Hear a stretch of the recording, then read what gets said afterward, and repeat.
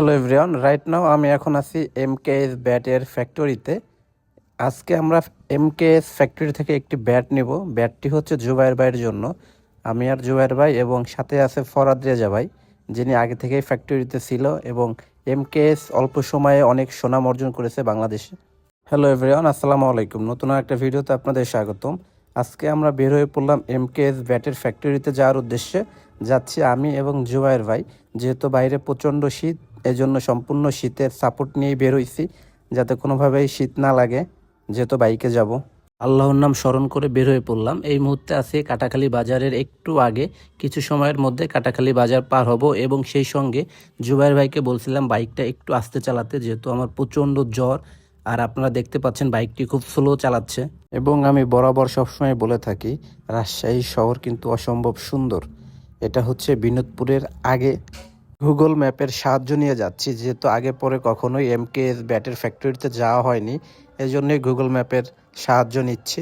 Finally আমরা চলে আসছি এমকেএস ব্যাট ফ্যাক্টরির সামনে। যেহেতু গেটে লেখা বিনা অনুমতিতে ভিতরে প্রবেশ নিষেধ, কিছু সময়ের মধ্যে আমরা ভিতরে ঢুকবো। ভিতরে ঢোকার সাথে সাথে আমাদের প্রথমে নিয়ে আসলো এমকেএস ব্যাট রেডি করে যে রুমে রাখা আছে সেই রুমে। এক এক করে প্রতিটি ব্যাট দেখাচ্ছে এবং সেই সঙ্গে জুবায়ের ভাই প্রতিটি ব্যাট হাতে নিয়ে দেখতেছে যে কোন ব্যাটটির ব্যালেন্স সবচাইতে ভালো, এবং প্রত্যেকটি ব্যাটসম্যানের ইমোশন হচ্ছে একটি ব্যাট।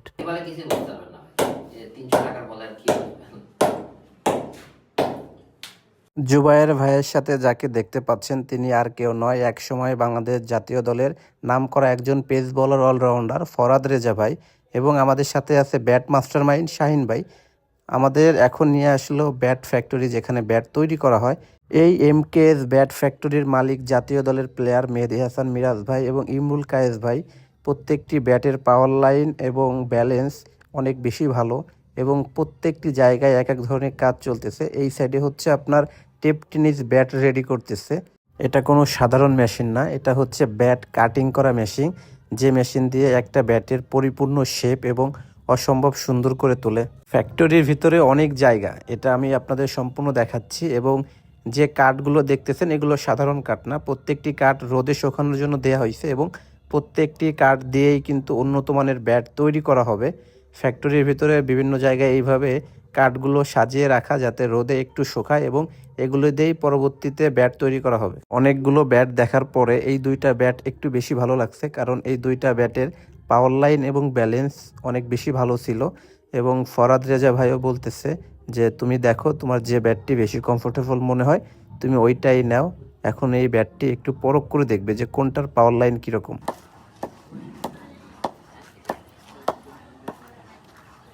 আমার হাতে দেখতে পাচ্ছেন একটি কোকাবোরা বল টেস্টের। এই বল দিয়েই পরখ করা হবে যে ব্যাট দিয়ে হালকা পুশ করলেই কত দূর যাচ্ছে বল, এবং আসলে ব্যাটের পাওয়ার লাইন যেরকম দেখা যাচ্ছে ওরকম বল যাচ্ছে কি না।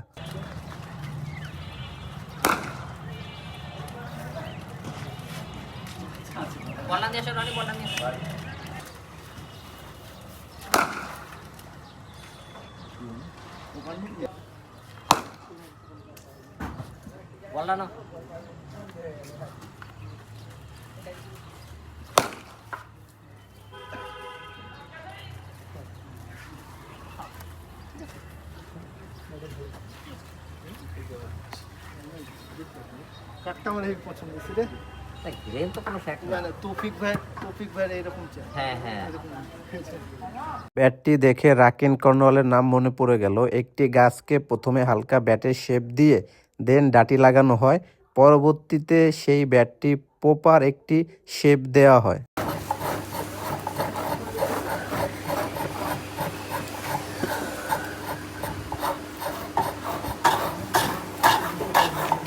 কিরকম শেপ? হ্যাঁ সম্পূর্ণ ব্যাট রেডি হওয়ার পরে এই অত্যাধুনিক রুমে ব্যাট রাখা হয়। হালকা যদি ব্যাটের ওয়েট কমানো লাগে, এই পাওয়ারফুল লাইটের নিচে ব্যাট রেখে দেয়, যাতে ব্যাট কিছুটা ওয়েট কমে যায়। এটা কিন্তু কোনো সাধারণ রুম না, ব্যাট কমপ্লিট রেডি হওয়ার পরে এই রুমে রাখে, যাতে যদি কোনো ব্যাটের একটু ওয়েট কমানোর প্রয়োজন হয়, এবং এইভাবে ব্যাটটি লাইটের নিচে রেখে দেয়। সম্পূর্ণ ভিডিওটি দেখার জন্য আপনাকে অসংখ্য ধন্যবাদ। দেখা হবে পরবর্তী কোনো ভিডিওতে। ভালো থাকবেন। আসসালামু আলাইকুম।